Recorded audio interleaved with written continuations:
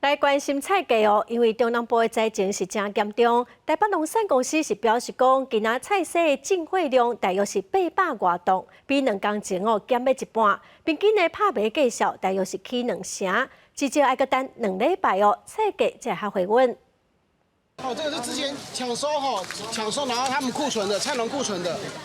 丰台甲休市了后，滨江市场卖菜色是减真济，民众买菜除了看敢有水上，价数嘛是真重要考虑的因素。有比较高一点，我现在目前只有买到高丽菜。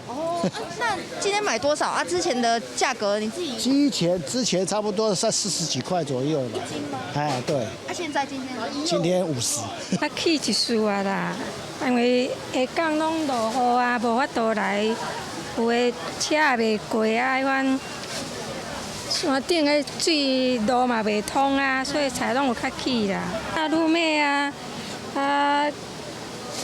青江菜啊。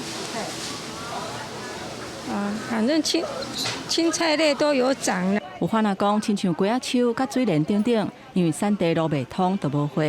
其他的单位凊彩看到的菜，亲像汤丝仔菜、油菜、叶仔菜，顶礼拜差不多1斤是40块，即马差不多1斤50块。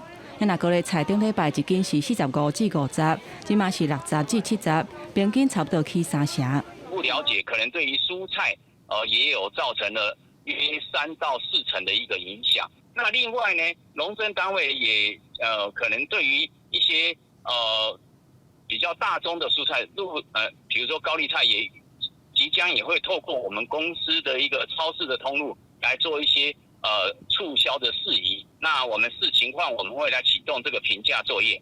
北农表示，日料台北市菜市进货量差不多是879吨，比2是1600吨减了一半。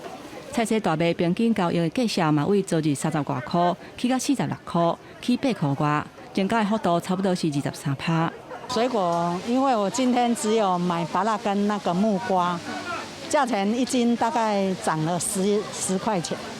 另外，农业部到25为止，全台湾农损的统计以屏东县2亿4000万上严重。